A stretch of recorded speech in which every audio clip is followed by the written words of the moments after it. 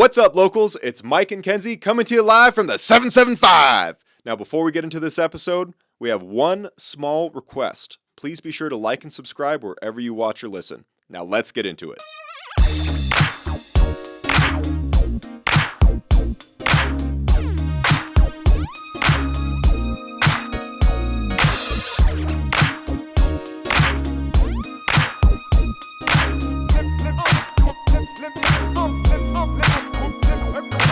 Welcome back to Your Favorite Locals. It's 2025. We've missed you.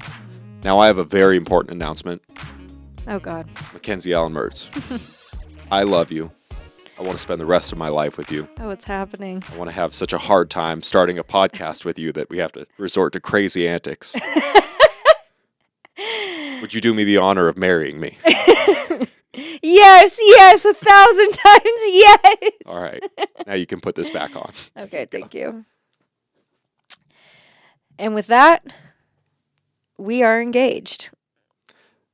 It did cross my mind to ask you while recording a podcast. Really? I thought, what a terrible idea. Oh, I actually think that would have been a good idea. Maybe. It would have. Because then it would have all been on camera. No, trust me. I thought this through. And then I also thought, what if your reaction wasn't the way you wanted it to be? And so it not only ruined like, oh, we've got it on camera, but I don't want to show it, but it also fucked up a podcast. Yeah, I think it definitely could have gone a couple different ways, but I think it would have gone more sideways than the other way. well, let's talk about it. Let's talk about engagement. Let's talk about the new year. Let's talk about goals. Let's talk about it all. Okay. Let's go back to the initial proposal that you had, not the one where you said yes. where you actually asked and I said yes. Okay. But let's go back to just the idea of proposing. I want to get inside your brain and I want to understand what it's like to propose to somebody. Because I can tell you what it's like to be proposed to and also have the anticipation of being proposed to.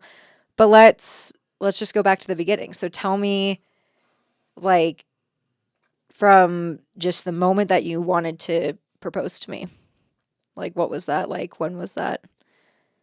Well, there have been many moments over our relationship. We've been together for 8 years, right? Many moments felt like a great time to propose. Yeah. And many moments I did not have a ring. So there's problem number one. There was one time you and I were in Truckee at the Veterans Hall, standing on that rock, watching a beautiful sunset. Yes. And you thought it was happening. Oh, I thought it was happening. I actually was so scared Yeah. that it was going to happen. I didn't have a ring and I felt like it was happening. And it wasn't. So we were both disappointed there. But it was a beautiful sunset. Well, you were making it out to seem like something was happening. You were like, I love you. You were like just so intentional, like holding my hands. Like I remember you being like very swept up in the moment. And I was like, oh my gosh, like is something about to happen? Then nothing happened. Well, no, it was just and I was like, oh, I guess that was love. Yeah, I guess.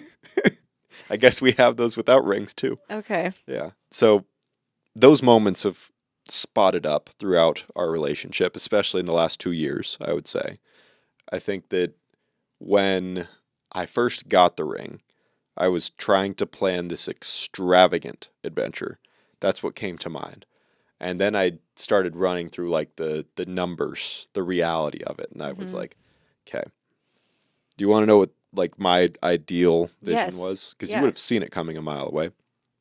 I wanted to fly to Prague and I wanted to stand in front of the world's oldest clock tower and get down on a knee because our relationship has been all about timing and ask you to marry me there. And you would have been like, wow, we're going to this odd country that you've never really piped up about your interest in at this weird landmark. Okay. Like it would have been odd. And it was in my mind more glorious than it was a romantic moment. Okay. So abandoned that one. And then I was thinking, how do I trick you? Because you're nosy.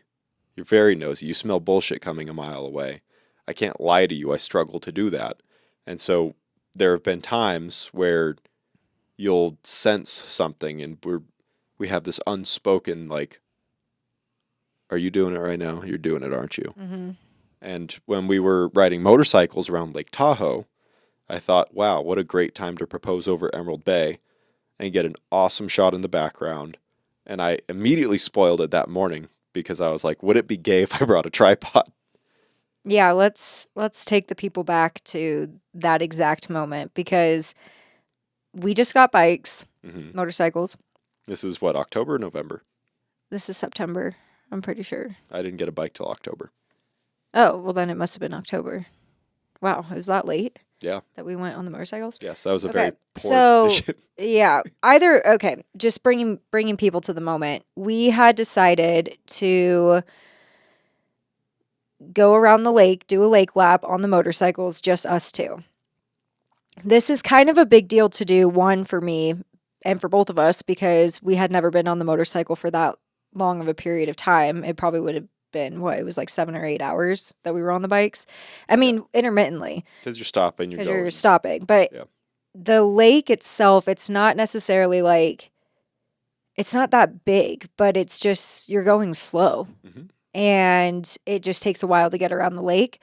Well, we didn't really prepare. I think we had a lot of excitement. We were, ready for the day. I've driven around the lake many times. But to go on the motorcycle from Reno, you're going over Mount Rose, which is like kind of windy.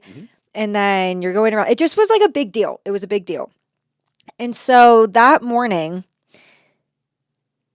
we were in separate rooms, but you had asked me, hey, lover, would it be gay if I brought a tripod?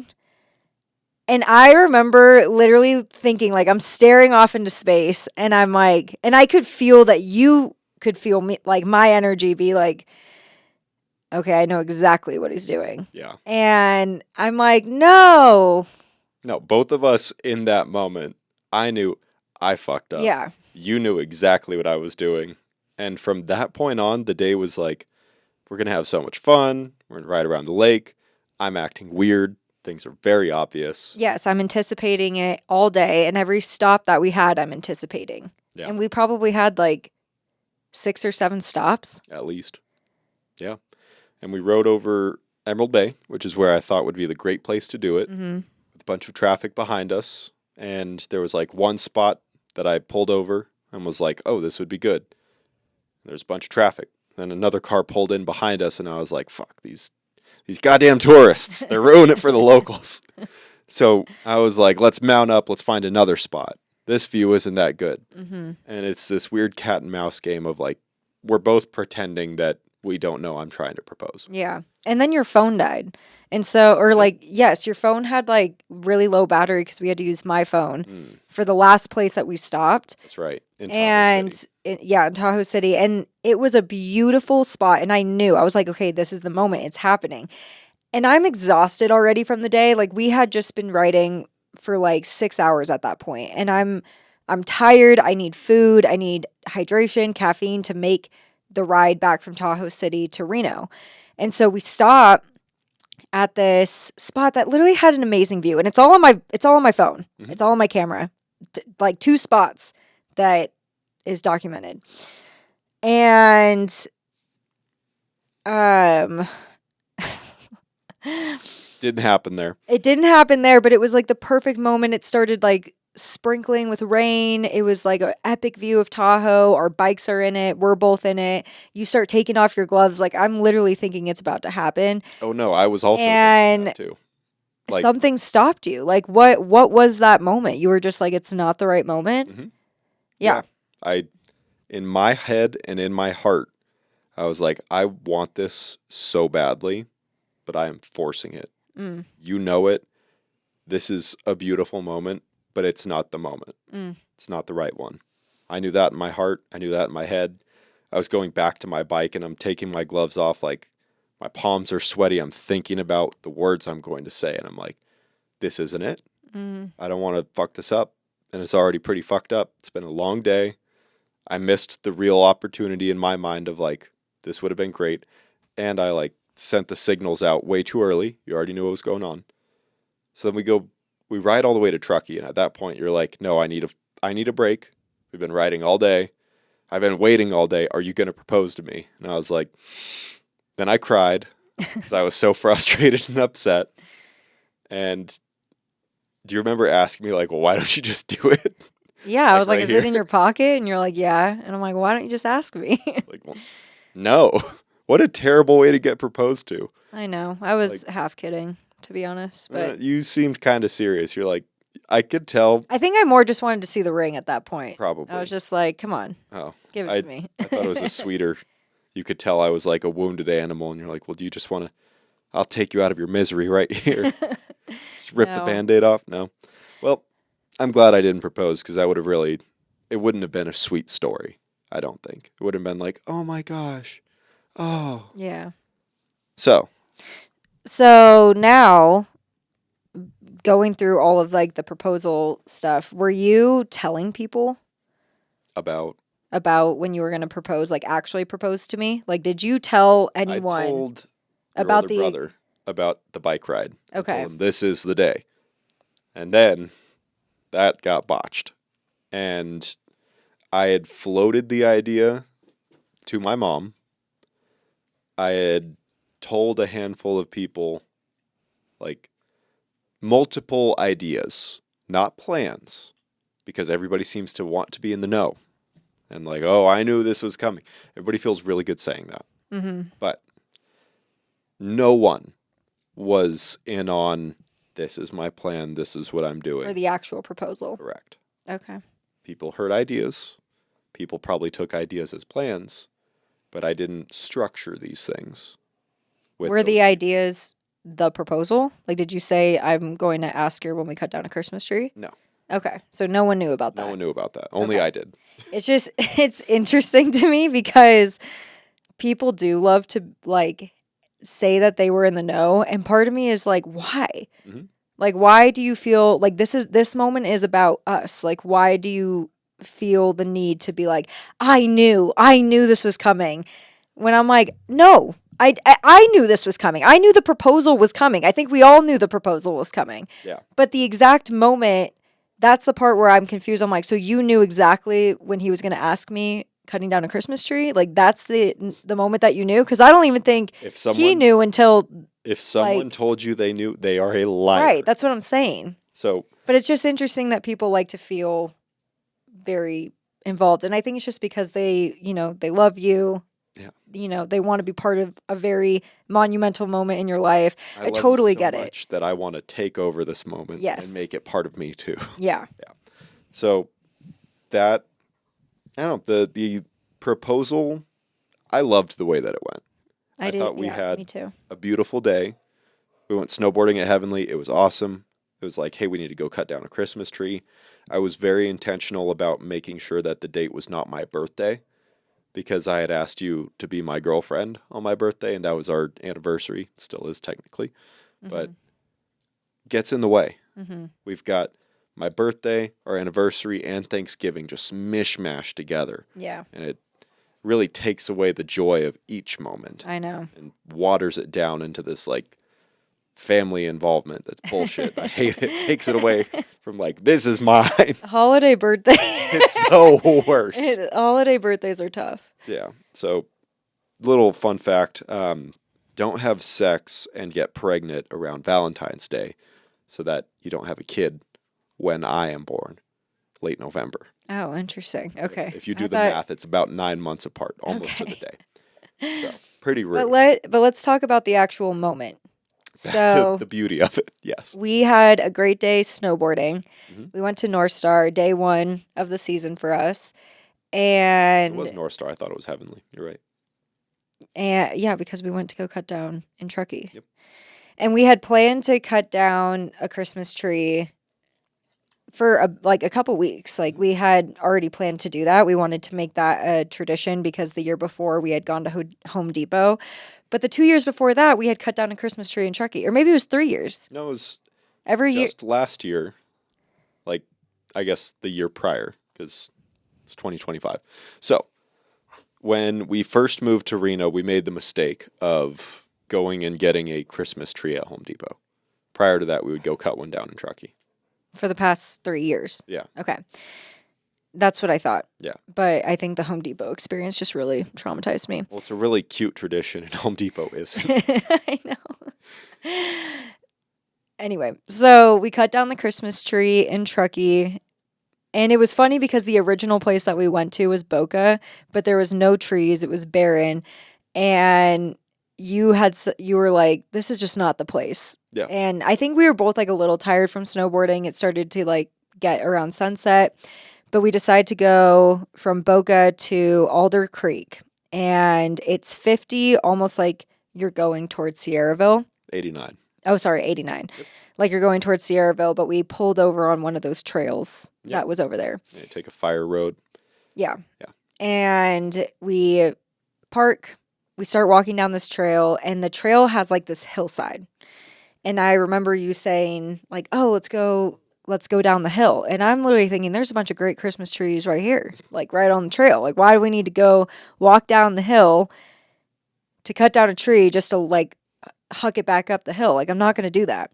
But you were like, no, like I think I see a couple down there. So I'm Which like, was okay, true. which was true. And you're like, let's just go look. And I'm like, okay. So we go look, and we spot a couple that we like, and then we finally land on the one. And it's not like the base of the tree is really that thick, but cutting down a Christmas tree is hard. Yeah.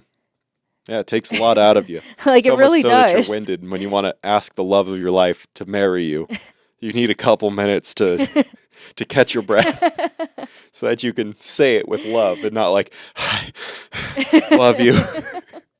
So you're a hard lady to surprise. I needed to pull a little trick on you. So I was So was like, that in the moment? That wasn't like a planned thing? the being winded was not part of the plan. But I the need cutting you- the stump, that like- was part of the plan? No, I'm telling you that was on the fly. Okay. Like, cutting down a tree and the beautiful tradition of that and like the loving moment and catching you off guard. My original plan was you were going to be picking up the tree and I wasn't going to pick up the back. And you were going to be annoyed. Be like, what are you doing back there? And you turn around and it was like that. Oh, But, that's sweet. well. Because the way that you had me, the way that you asked me is you left the stump, like after cutting down the Christmas tree, you're winded, but you leave the stump like kind of taller, like more than usual. And that's, I don't know. I actually thought it was a little weird that the stump was so tall. high. Yeah. But then you were like, yeah, I think like legally we have to cut down the stump. I said, legally, we have to cut the stump to a certain height. And I'm so out of breath, which was true. I need you to cut this down. Yeah. So you were like, fuck, all right, fine. So I'm cutting down the stump, and it's really hard. Like I don't even think I get halfway through. Like I'm like having a very difficult time cutting down the stump. I'm sweating. Mm-hmm. I'm feeling hot. I'm feeling tired. I'm like, what the fuck is going on? Like I can't keep doing this. And so I'm like, Romance. lover. I'm like, can you do it? Or I said something like that. And then I was like, yeah, I'll take over. yeah. I got it. Don't worry. And then I turned around, and there you were, my knight in shining armor on one knee. sweaty. And then I have sweat dripping down my face, but I really did feel caught off guard in the moment.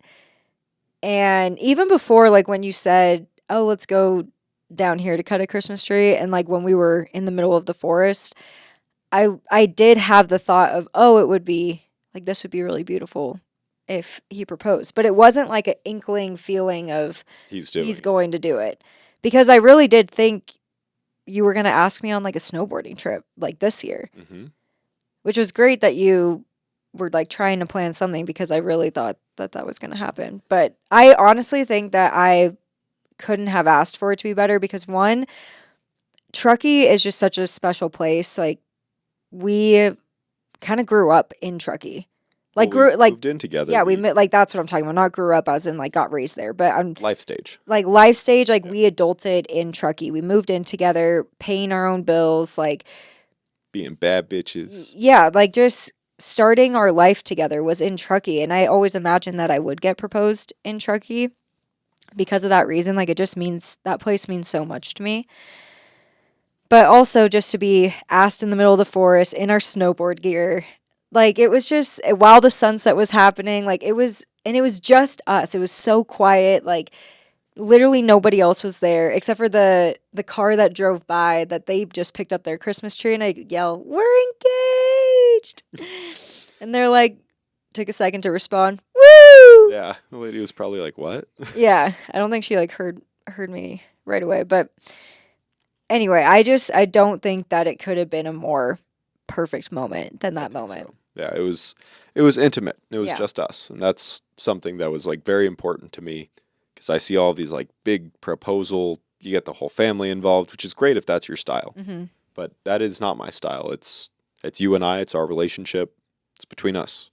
Well, it makes me just think in general about engagement and relationships and wedding, like all that kind of stuff. It just makes me feel like you need to do what's best for you and you need to do what feels like most genuine for you in your relationship. Like it's not for other people. Like I'm actually happy that you didn't record it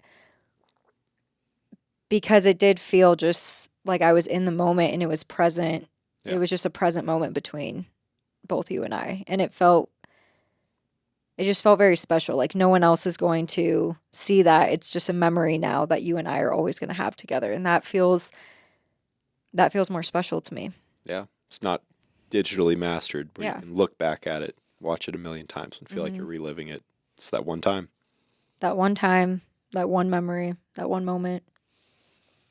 one And shot. I love this ring. I do too. I literally I could not have picked it out better. I could not have made something better. Like this ring feels so special and beautiful and like I never imagined, to be honest, I never imagined like a diamond ring on me. Like What'd you imagine? nothing. Like I don't think A cat whenever lady. I think about like marriage or wedding or anything, like I just never imagined, because for some reason a diamond ring to me is like very girly girl and very I just don't wear a lot of jewelry. So it was hard for me to picture like what I actually could see myself with.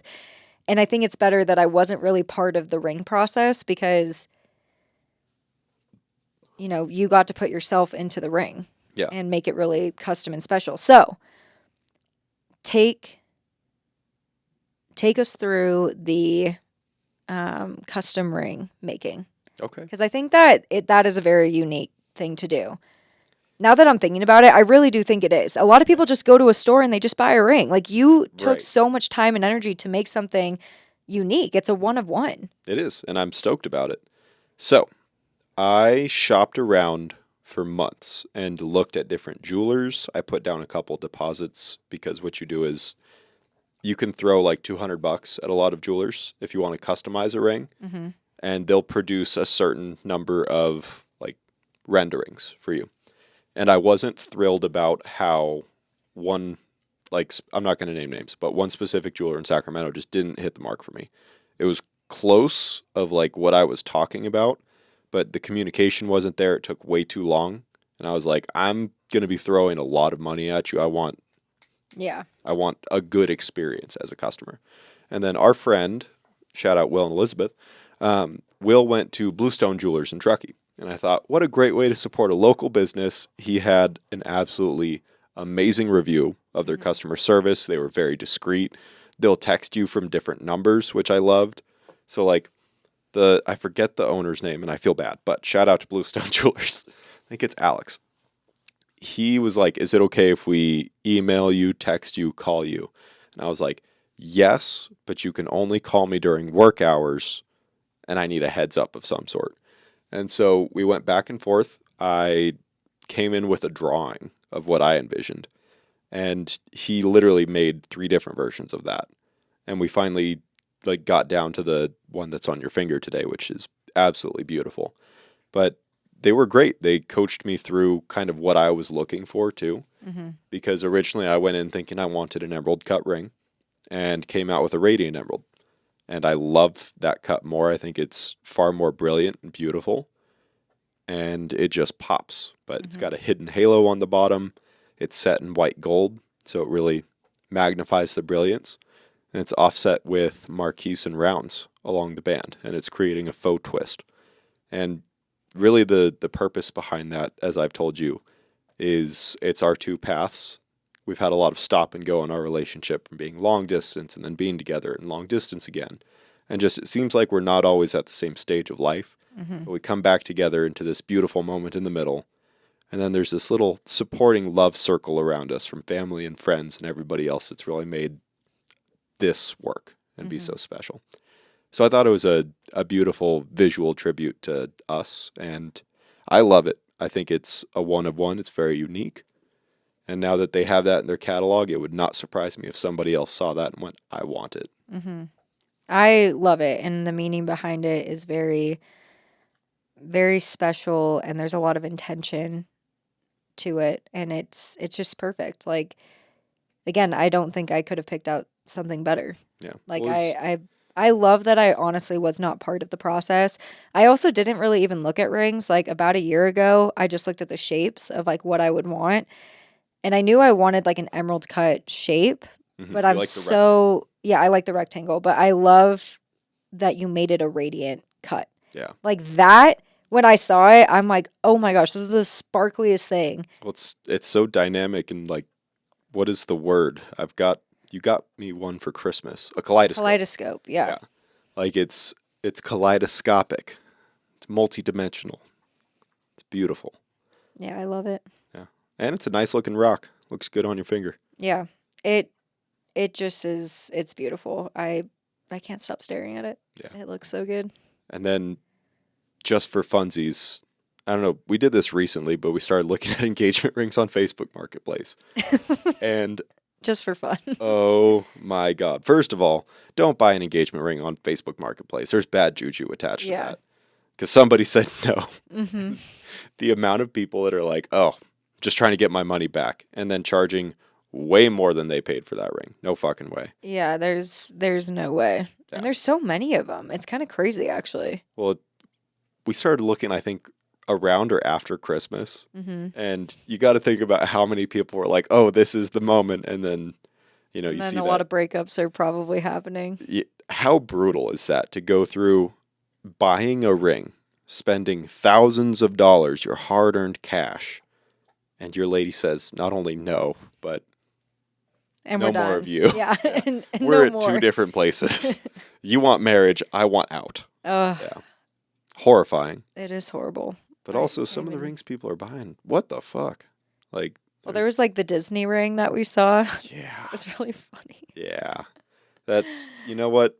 If you aren't proposing at Disneyland with that and you aren't both Disney adults, you're going to get noed. Like, yeah. You're a princess, so I got a princess ring Mm. off of the Disney website. Mm. Yeah, there's a lot of them that you see and you're like, all of these are Disney. Yeah. Like I saw like probably 6 different Disney princess cut, and there's like Belle. They're named after the Cinderella. princesses, Yeah. and they all look the same. Mm-hmm. Yeah, I'm so glad that you just went with a custom jeweler. Jeweler, I got all this jewelry on. So now that we are engaged, and this is a new feeling. I've never had this feeling before, but like just the feeling of being engaged, it really does feel like a whole new level of commitment. Like obviously I knew that I wanted to be with you for the rest of my life, but I don't know what it is about the ring on the finger, but it really does feel like, I think it's more of just like a public display of commitment, and maybe that's what it is, but it feels like this is happening. Like we are making this commitment official, and it just feels, I don't know, how do you feel? I have had the hardest time correcting my language. You've been upgraded to fiance. Right. When I'm talking to people who know. I know. I've said boyfriend countless times already, and then after I'm like, oh, I did say boyfriend. No, Like, I have meant to people say- correcting me. It happened today at work. I am not kidding. I was talking about you. I was just talking about like, oh yeah, I had a great weekend. We went snowboarding. My girlfriend did something funny, blah, blah, blah. And he's like, you mean fiance? And I was like, Wait, what did I do that was funny? I don't know. You do a lot of funny shit. Why are you telling people about funny things I'm doing? Because I'm chatting with my coworkers about my old lady. Anyways, She's a funny one, that gal. yeah, that She's funny old gal, she's my special. girlfriend, and they're like, no, fiance. So I've been corrected by my coworkers many a time. Because it's just for 8 years you've been my girlfriend. I In know, it private, is. I call you my lover, Yeah, I know. which is embarrassing. What do you mean it's embarrassing? Well, you were hanging out with one of your friends from CrossFit, and I called you thinking I was just talking to you. And I was like, lover, where are you? And you're like, I'm in the car with Sierra. And I was like, oh, this is... No. You don't have to be I wasn't embarrassed. It's... Lover, that's what we call each other. Well, it's like having a pet name, like, this is my little snugger plum. I guess, but like that's just like what I call you. I barely call you Mike. Yeah. Like honestly, yeah, like I feel like I Ugh. literally use lover as like your name. Like that's your name to me. Like Love even it's now part of an emotion of like when I say your name, like you know when you like feel annoyed Oh, I'm aware. and there's like a name that like is attached to that emotion. Mm-hmm. Like sometimes like if I'm talking to my mom or if I'm talking to Nate and I get annoyed, either lover or Nate comes out. Good to know. Seems Or like when or no, not even when I'm annoyed. Okay, that was like a love you too. yeah. Okay, don't make me out to be like I'm a bad person, but I it's more when I'm like trying to correct. Maybe that's what it is. Where I'm like, no, lover. Anyways, Do you get annoyed by that? no, the pet name lover takes away like the lovingness of it, which is funny to me. Like if I were to refer to you as my lover, that's like my mistress, my side piece, my lover, you know. That's not how you use it. It's not how I use it. Like my lover as in it's less descriptive and more of a noun. Does that make sense? Like maybe it's just the tone. It's the way that you're saying it. But like she's my lover versus I address you as lover. Hey lover. Come here. Let me tell Well, you you're something. my fiance, but I just call you lover. Right. It's like a title. Okay, we can move on from this point. I don't think A it's goofy title. We're just flexing on single people. So okay. But how are you feeling about wedding stuff? Because I think like the number one question that you get asked after you get engaged is, when's the wedding? And I feel like I now understand like why people wait such a long time, like whether it's a year, 2 years, like whatever it is. I mean, I don't know. People can do whatever the heck they want. Like that's the thing that I'm in this place where I'm like, leave me the F alone. Like I want to make a decision with you on what we want to do, and I don't want any like nudging of like what we should be doing. I don't want to be told what we should be doing. I don't want opinions unless I ask for them. Oh, I've been getting the worst advice. From who? Fucking everyone. Like, oh, there goes your freedom. It's like, I've been with you for 8 years. Who said that? None of your business. Are they being serious? No, they're not.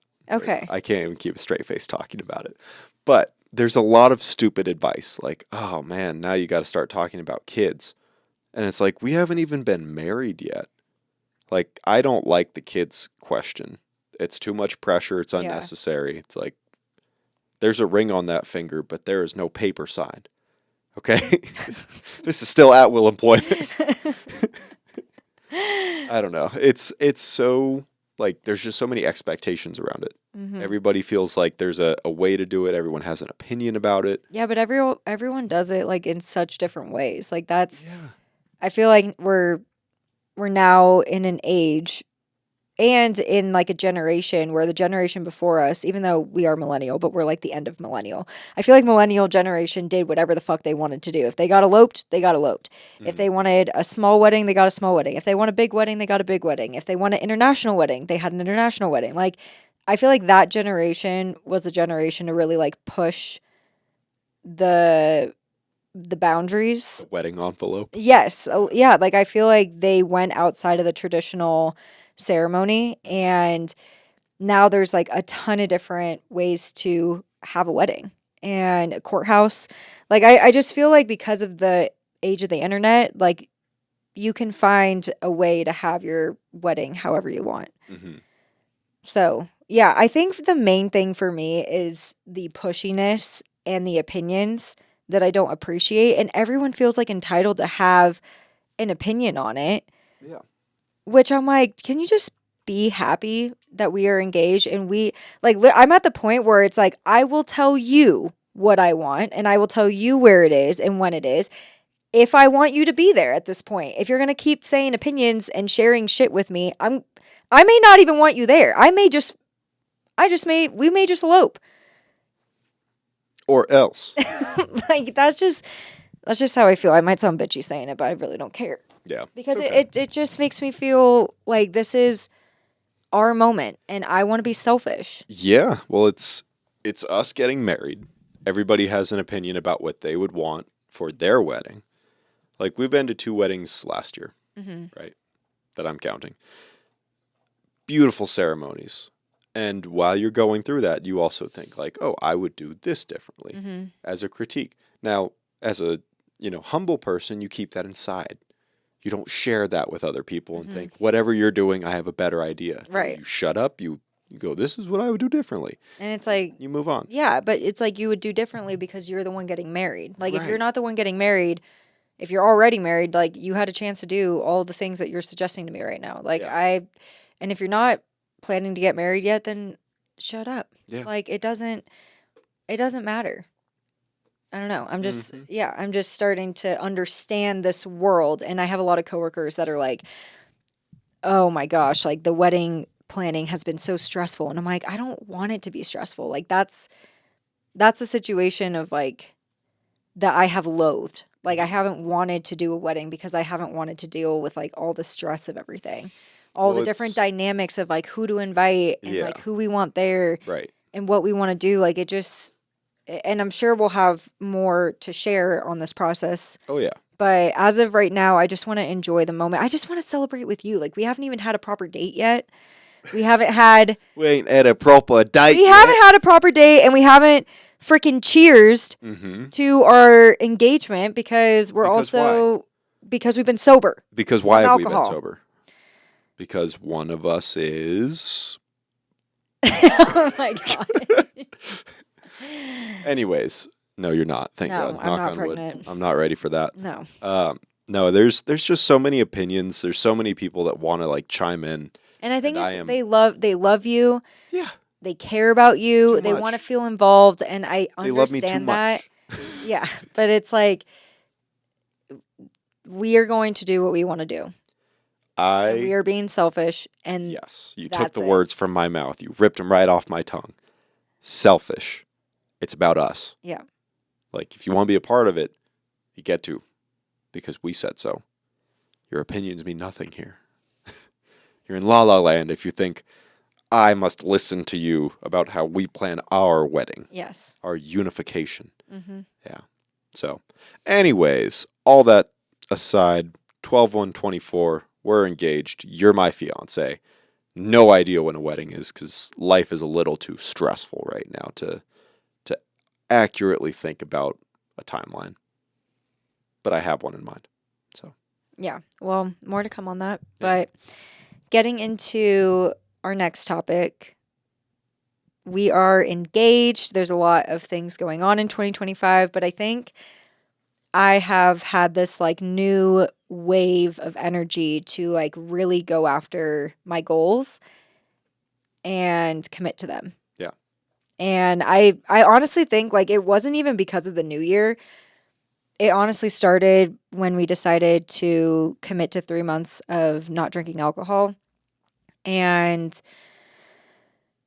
I think it's good to start goals like at any time throughout the year. I don't think that it should always just be like a new year resolution. Like I think it's just when you want to make a change in your life, you make that change right then and there. You shouldn't wait for a new year to make a change. Like you can make a change at any point in your life.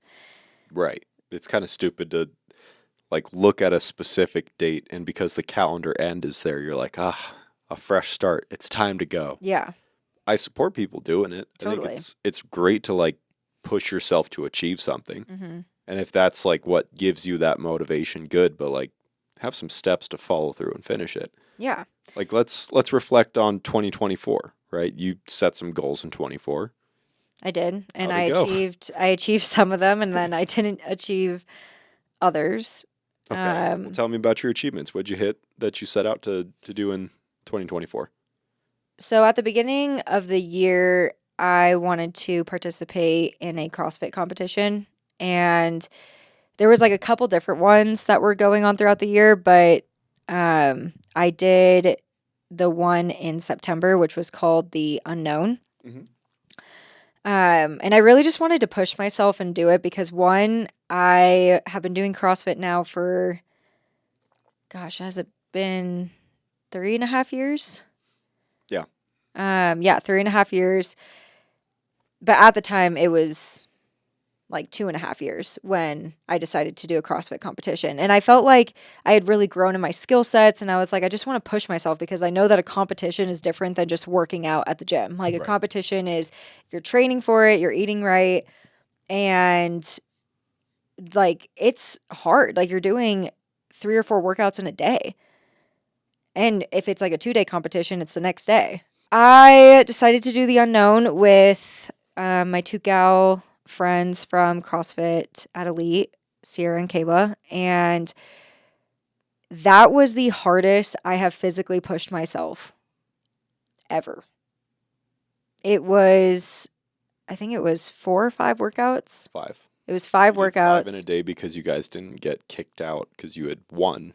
Like We got 3rd place. Well, I'm saying, okay, you didn't take first place, but you competed in the final. Mm-hmm. Like if you didn't qualify, you would have only had 4. Right. And you guys thought you didn't qualify, so it was like, And I was all right. kind of relieved. I was like, oh my gosh, thank God I don't have to do another workout.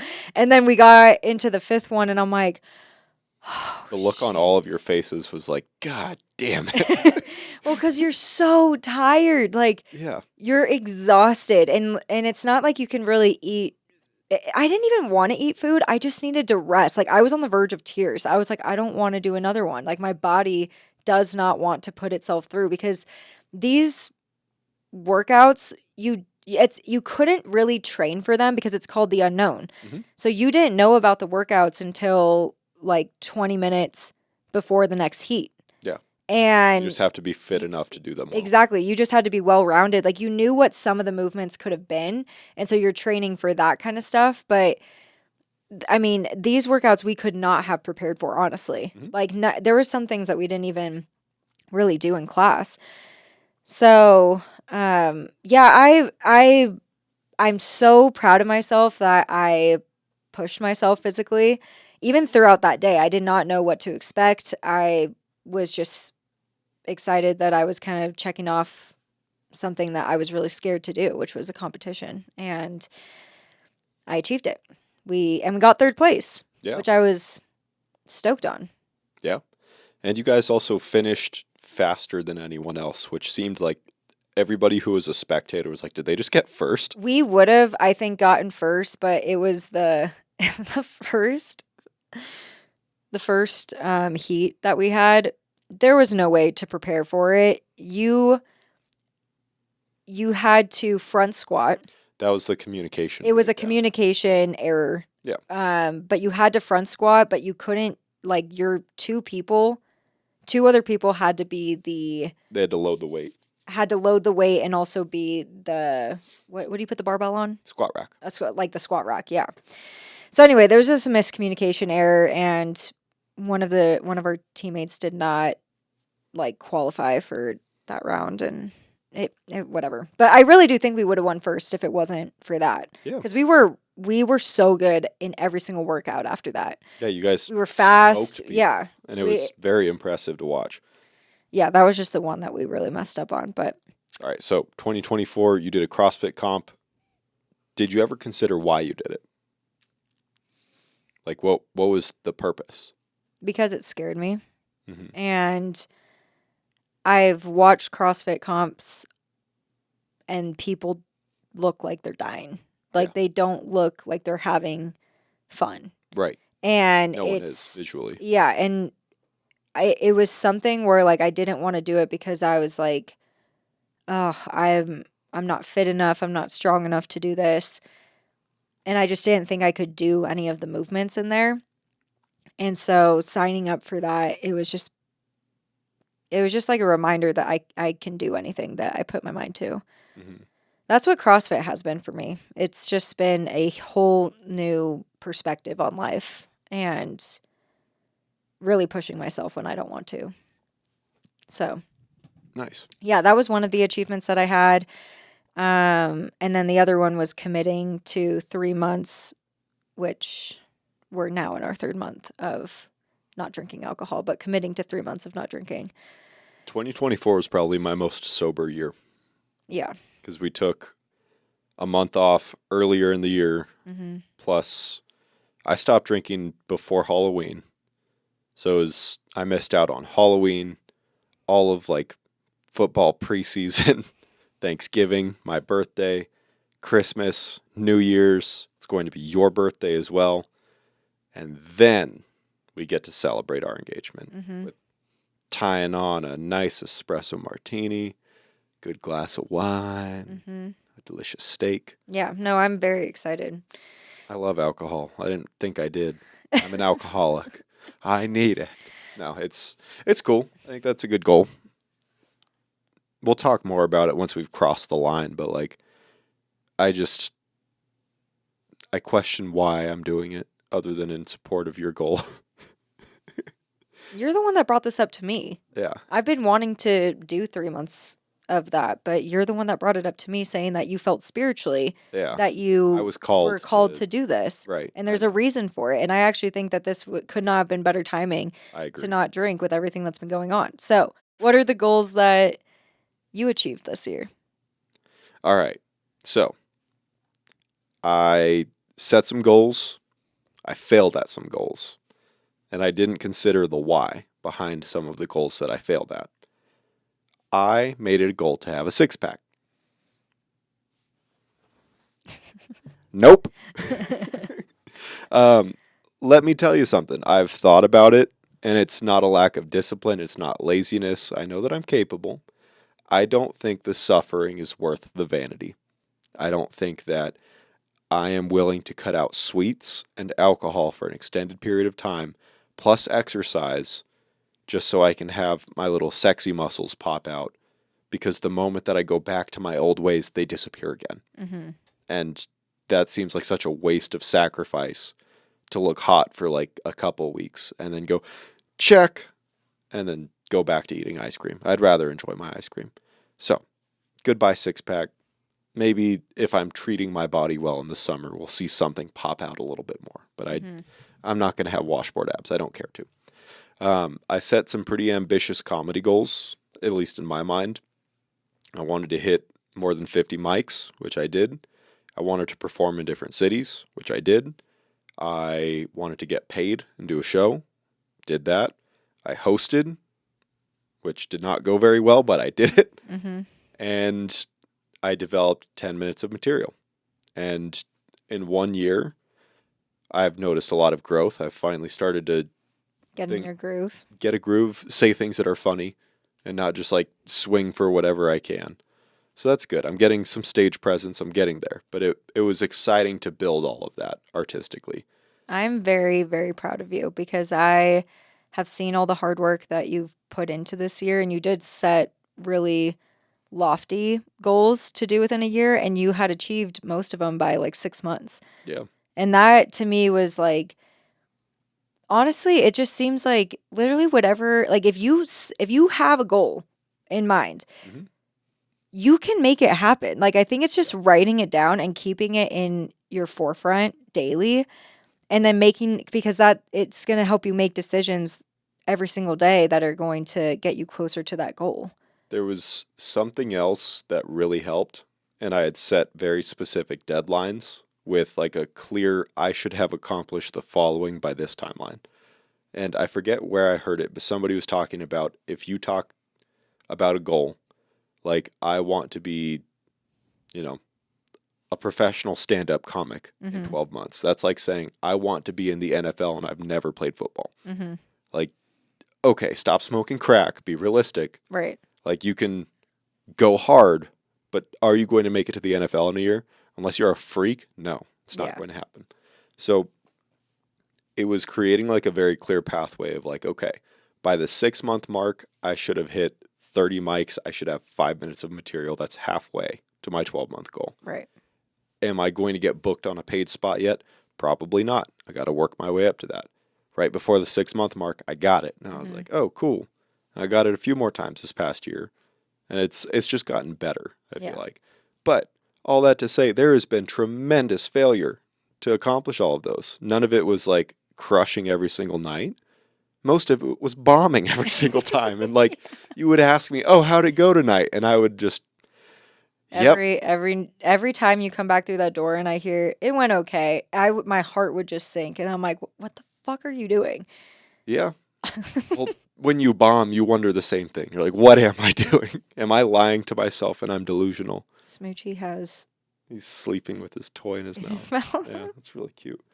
But it is, as a creative process, it's building something so small that a drop in the bucket, you might get 4 minutes and 59 seconds of garbage, but there was 1 second where something clicked. Yeah. And you just apply that to the next time. And next time it's 2 seconds. Mm-hmm. And like, that's a pretty small growth. I wouldn't say that that's how it was, but it's playing with ideas. It's playing with, I think this is funny. How do I say it funny?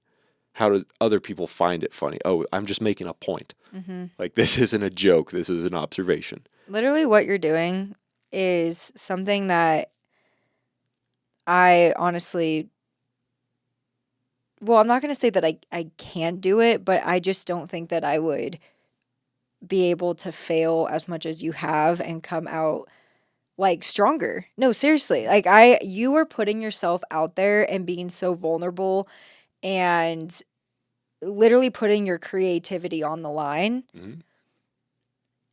Like three nights a week at least, you know, and people are judging it, people are judging you, and you're literally like dealing with that fear feeling Mm-hmm. like often. Yeah. There's not a lot of people that put themselves in situations where they actually feel fear and judgment. Mm-hmm. Like no one like wants to put themselves in that situation. Like I don't want to put myself in that situation. Well, yeah, it's shameful when you fail. You're Right. like, That's what oh I'm my saying. God, And this it's is actually terrible. very inspiring for me because I'm like, how often do I actually put myself in a situation where I could fail? Mm-hmm. Like I would say the only time I actually do that is in CrossFit, but I do have the choice to like pick lighter weight. Yeah. And like you do, I mean, that the thing, I feel like I've gotten really good physically at pushing myself, but I think mentally or putting like my creativity out there, like how you are, like I'm not necessarily doing that, and I just find it really inspiring.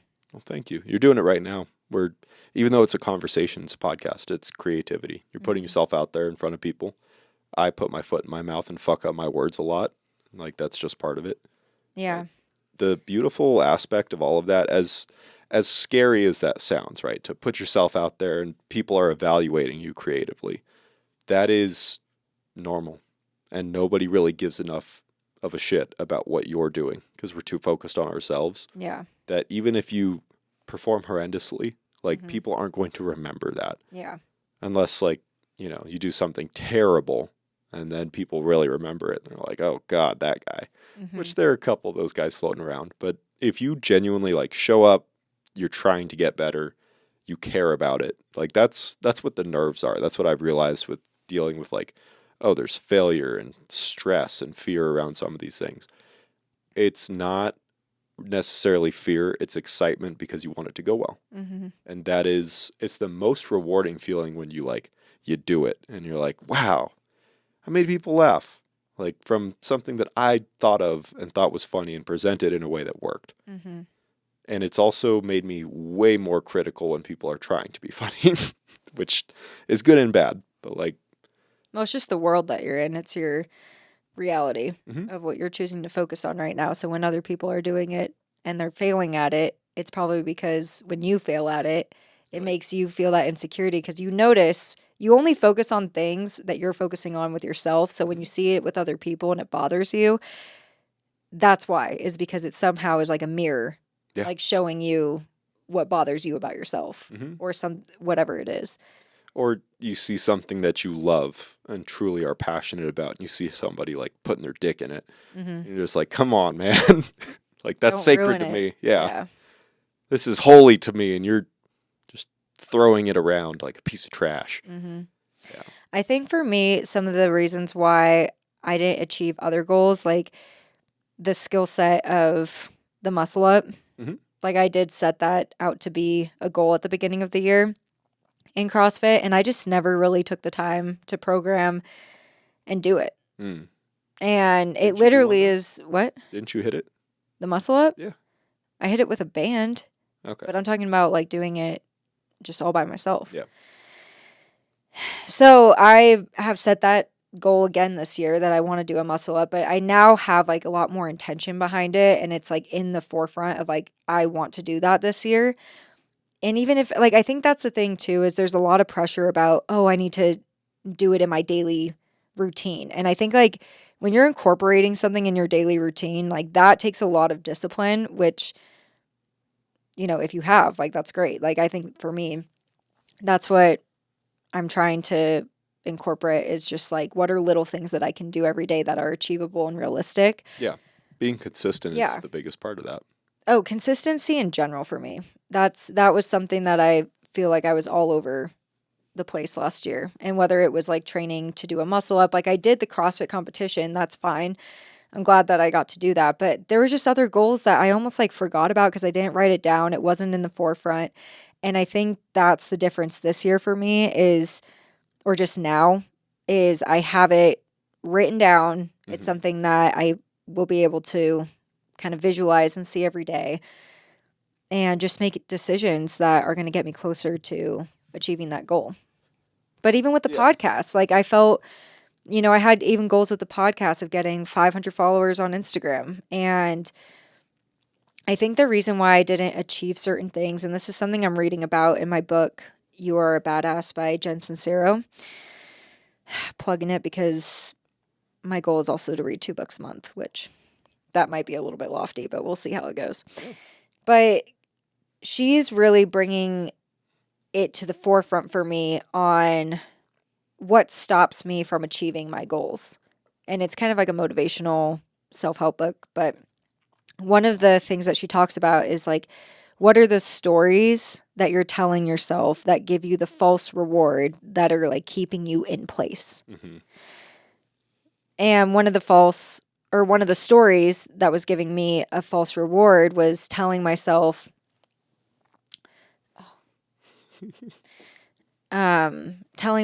that I have a full-time job and so I can't work on the podcast full-time, and that's that.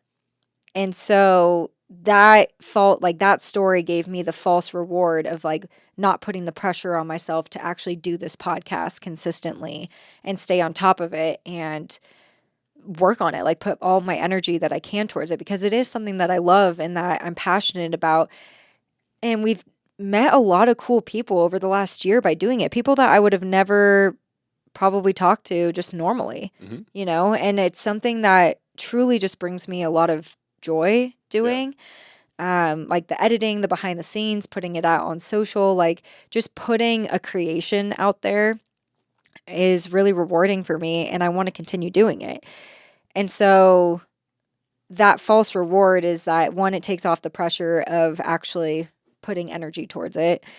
But two, that shame and guilty feeling of like not having it be where I want it to be in the time frame that we've been doing it, it almost like protects me from that guilt and shame feeling because it's like an excuse. Like, okay, I'm working a full-time job, so I don't have time to do a podcast, which is like not true. Right. You know, and so, anyway, that's the false reward. So the new story that I'm telling myself and an affirmation that I can give myself every day is that like, how blessed am I to have a full-time job where I'm able to make money, you know, able to have an income and flexibility with the job where I'm allowed to work on the podcast every single week and put my time and energy towards it. Yeah. And that is, so much of it is a perspective shift. And I think that reading books allows you to do that. Yeah. Because otherwise you get really built into this idea of this is the narrative I live by. Like I got a new job this year. That was a big part of it. I had a narrative shift because I was so used to only earning a certain amount of money that it like kind of sent me in a downward spiral because I wasn't bringing enough to the table. I could not really afford the lifestyle we were living, which was not like it was this glamorous lifestyle to start. But I couldn't plan for the future. It like fucked with my head. And that became like the narrative. It put on blinders for me. I didn't know what my other skills could be. And that was super humbling, but then also to get out of it and be able to peek above and go, oh, this was a false narrative. This was something that I adopted. And it was so unnecessary, but you get in your own way sometimes. And it's very sobering to be able to step back and look at the errors of your ways, because you're like, oh man, like I think the lack of drinking over the last 2.5 months has given me that clarity too. Yeah. Of really being accountable to your bullshit. Like, I'm addicted to my phone. You know, when we first started the podcast, that was like episode 1. Yes. 2 years later. Quarter life crisis and phone addiction. Yeah. It will be 2 years in February. Late February. So, 2 years later, I'm still addicted to my phone. One of my 2025 goals is to break that addiction. I want to get under 3 hours of daily usage per week. I think that's very doable. Yeah. Because it's just heinous, the amount of time that's being burned. So for those who are wondering, if you're trying to get away from that, I magically heard this because I wasn't on my phone and I was kind of tuned into the conversations around me. Someone else was talking about phone addiction, and they said they grayscaled their phone, like took all the color away so it's just black and white. And visually it's not as interesting to look at. So you don't spend as much time like just staring at your screen and kind of obsessing over it subconsciously. And I did that, and it's way more effective. Oh, yeah. Like, I catch myself on social media, and it's because it doesn't have the same oomph. Like, it is lacking. It's not the same dopamine hit that you're getting with color. Yeah. It does not hit the same way. And so my phone's less interesting to look at. And I've also caught myself, like, there are certain apps I need color for. Like, if you're looking at Hopper, for example, you're trying to book, like, when is it going to be cheaper to fly? Right. You have to turn the color back on because there's red, green, orange, white. Like you need to see. You need to know pricing wise what makes sense. So I'd turn it back on, and then I would immediately fall back into this norm of like, oh, the color's back. And then I would start to go towards Instagram and be like, pull the e-brake, turn the color off, exit out. And it's been healthy. Yeah, that's good. I'm catching myself in my addictive. Well, you're aware of it. I think the first step is, like, if any habit that you want to change, the first step is awareness. Like, you need to be aware of, one, when you're being triggered, like what triggers you, or if you're setting out a goal and you can't achieve it because something is stopping you, it's being aware, okay, what is that moment that you're stopping? Yeah. And becoming aware of it so that you can recognize that moment and push past it rather than going into the habit of that negative cycle of stopping or being triggered to do something. But there's a lot of like tips that I'm getting from my book that I actually wrote down. Did you have more to say before? Well, in 2024, I also successfully hit 225 on bench and then 235 on bench. Nice. And I proved to myself I can successfully program a strength training program. Yeah, that's great. Something I'd done previously, but it was good to return to that because I was like, man, since my shoulder's been fucked up, I haven't been able to do that. And this year I did. So that was like the primary accomplishments besides paying off a bunch of debt, buying a ring, proposing to you. Those are those pretty little big achievements. Minor things along the way. But yeah, life is good. And I have a really positive outlook on this year, not just because it's the beginning of the year, but because I feel like debt's been wiped off the books. You're my fiance. I'm in a good spot financially. Job is good. Creatively, I feel inspired. I'm sober right now, so and I this feel is like your I'm on year. track. Yeah, the number 9 life path numerology bullshit. Yes, it is my year, and I'll buy into it because it benefits me. So, like, I don't believe in like Sagittarius and star signs until I hear something that resonates, and I'm like, okay, you might have a good point. But if it's negative, then I throw that shit to the side. Yeah. So, yeah. Do you believe in like the Sagittarius and the Aquarius work well together, but you have to avoid Taurus, like those? I mean, I haven't read much into astrology. Yeah, astrology. I haven't read much into it. Like, I know that I'm on the cusp of being an Aquarius and Capricorn, and I know some of the characteristics of both because I resonate with some of them. But like, how generalized are those characteristics? And like, how many?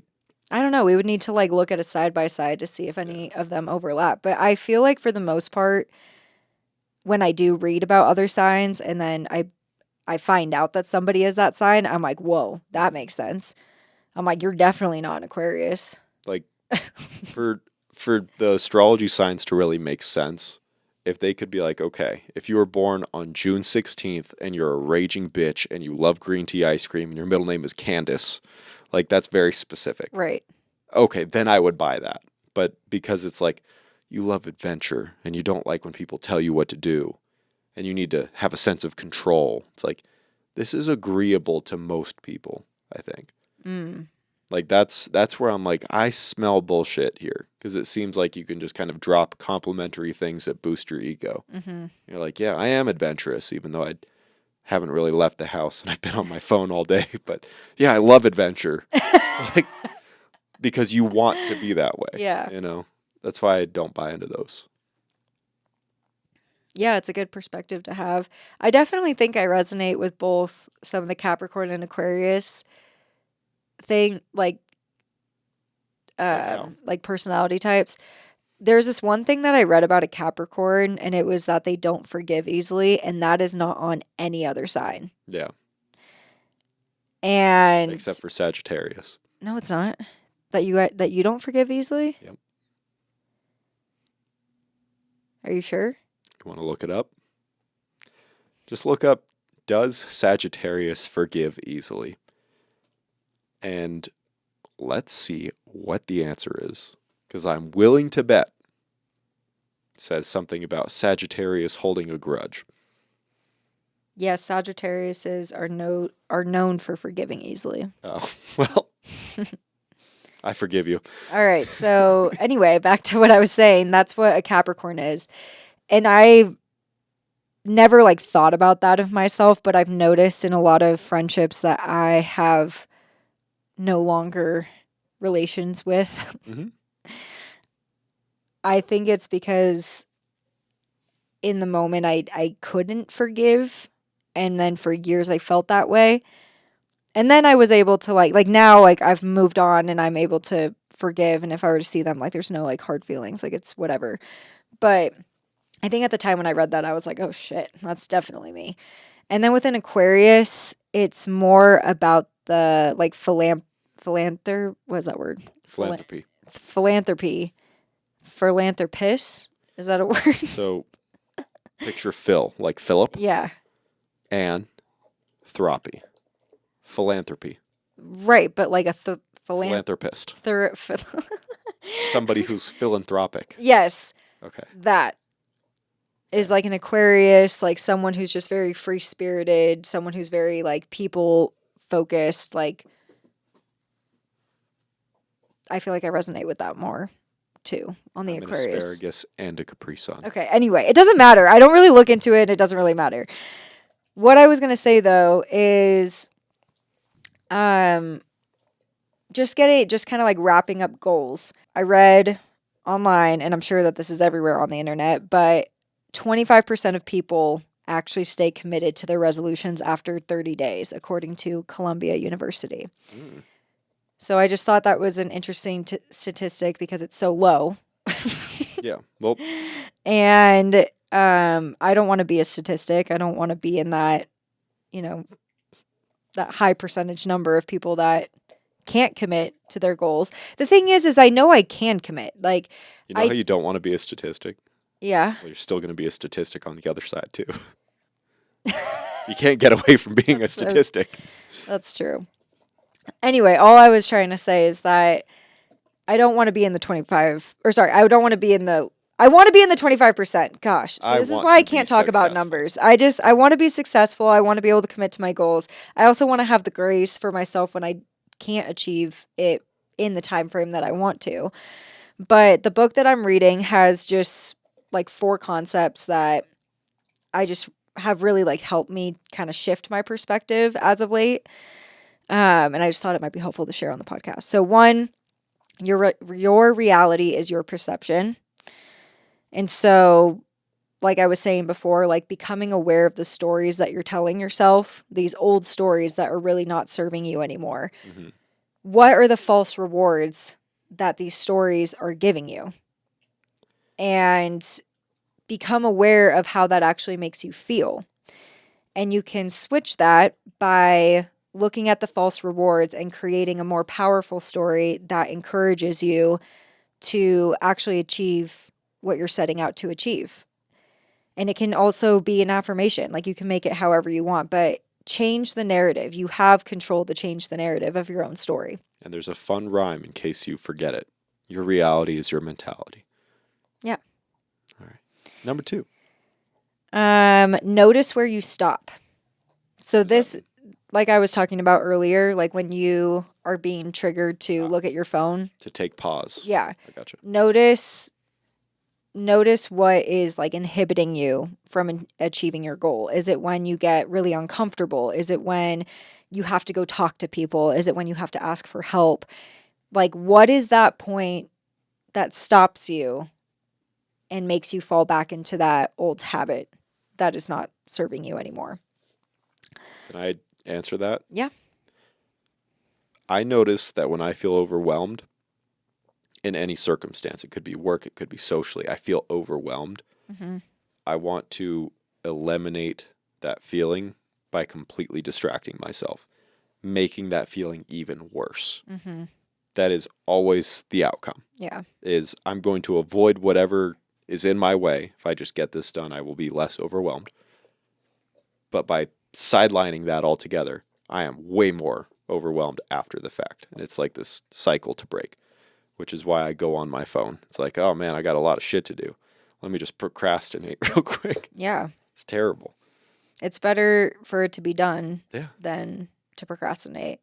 So then what are you going to do? Like when you notice it, what are you going to do when you notice it? Well, this is what I've been doing, which is nice, is I recognize I'm feeling overwhelmed. I acknowledge I'm feeling overwhelmed. And then I go, all right, what am I doing right now that's in my own way? Is it my phone? I put my phone over here. Mm-hmm. Am I intentionally looking for something else to take up my focus? Stop. Yeah. There's something you're directly avoiding. You know what it is. Go do it. Like, just get it done. And life is usually easier after that. Yeah, it's literally just taking action. Yeah. It's hard to take action sometimes, but it really just comes down to like doing it. Mm-hmm. Like you just have to do it. Yeah. I don't know any other way to like say it, but you just got to do it. Just do it. Shia LaBeouf was right. It's not all of them. Another one is chunking things down. So a lot of the times, like when you're feeling overwhelmed, like what you talked about, it's better to create your to-do list, but chunk it into a realistic amount of things to do so that it's not overwhelming. Yeah. Our brain likes the chunks. It likes to see smaller things rather than a long list of to do, because then it's like, where do I even start? Yes. And knowledge is power. So know what you need to do first in order to get to the next, in order to get to the next, in order to get to the next. Well, I think people who are prone to to-do lists, I love to-do lists. I can make a to-do list that's a mile long. Mm-hmm. I can make a stupid to-do list of writing out, I need to add the T and the O and the D and the O for a to-do list. And, I feel so good crossing that off. It's fucking useless. Right. Like, what I've found on a to-do list, top 3 priorities, like, these are the things, non-negotiables, they have to get done today. Mm-hmm. And then, like, 2 or 3 other secondary things that you should get done today. But if it doesn't happen, it's okay to push it to tomorrow. Yeah. And those become your new top 3. That has been pivotal to getting anything done for me at work, in comedy, in our relationship, around the house. Yeah, I think it's been the priority thing for me at work, and that's kind of what I've been learning just as a project manager is like what needs to get done today, what can be delegated, and what can be done tomorrow. Yeah.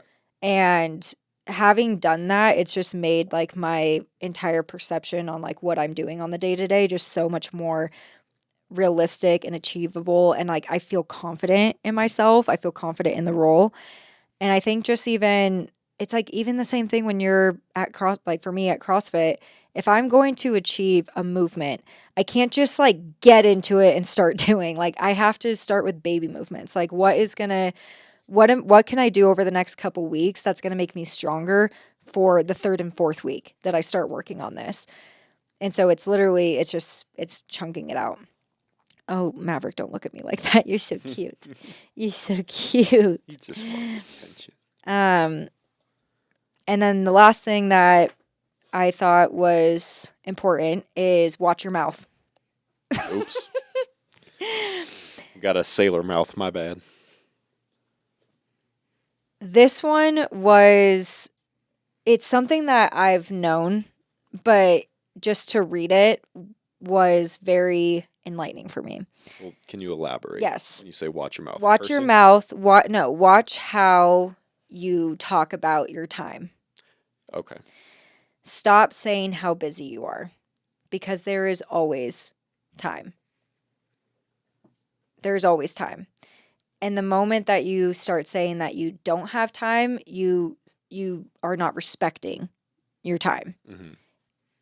And the moment that you start putting that out to the world and to yourself and to other people, that's going to come right back at you, where you're going to think that you're the busiest person on the planet when you actually have free time. And then the feelings of guilt and shame start to come out of that, because you're like, oh, I'm not maximizing my time. I haven't achieved this goal. It's because you're not utilizing your time as best as you can.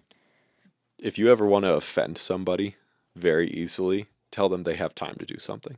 Right. Like, all of a sudden they become the most busy person.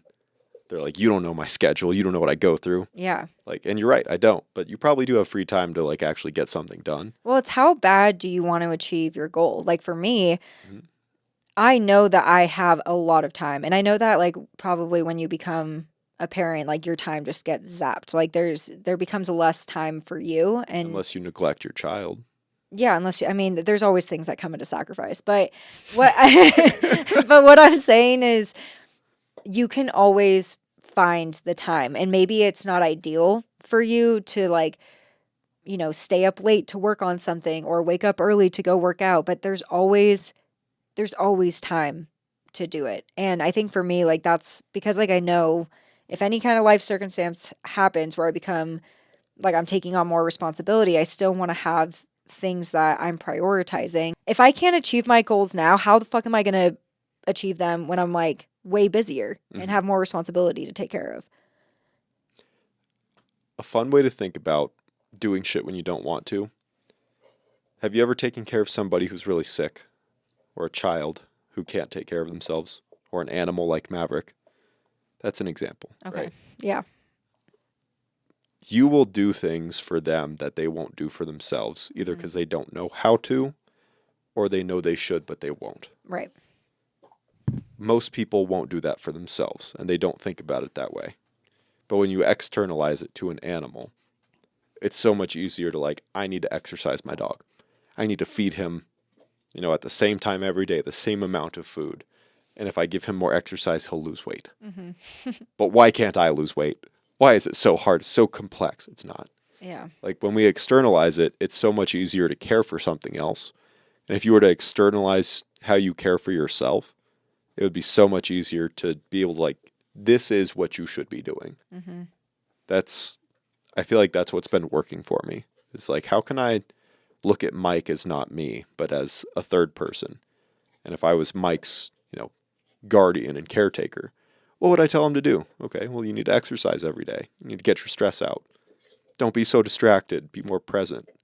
Have good conversation with people. I think that's also coming down to like loving yourself as much as you love somebody else. Like the reason you take care of somebody else is because you see what they need. You love them so much. Like you want them to be better. You want them to take care of themselves. So you're going to do everything to help them. It's also a sense of duty. But that mindset needs to come back to yourself, where you have to know that you're deserving of all the things that you want. Yeah. Like you can do what you set your heart and mind to, but you have to love yourself enough to want to do that too. Yeah. 2024 was a lesson in worthiness and feeling worthiness for me. 2025 is actually living that way. So stoked on it. Feels good. Good. Like I'm grabbing life by the balls, giving him a good honk. Yeah. What's that Instagram sound? It's like a sound where it's like And with that, the 2025 year comes to an end. You know that one? Well, it's 2024, but yes. Right, but like, you know what I mean. It's like How does it actually go? It's like, and with that, the 2024 year comes to an end. I think you have it. That's it? I think so. I don't know. It's a trending sound, and then, a few months go by and nobody remembers it anymore. Okay, well, I'm bringing it back to end this episode. And with that, the 2024 year ends, and welcome 2025. Happy New Year.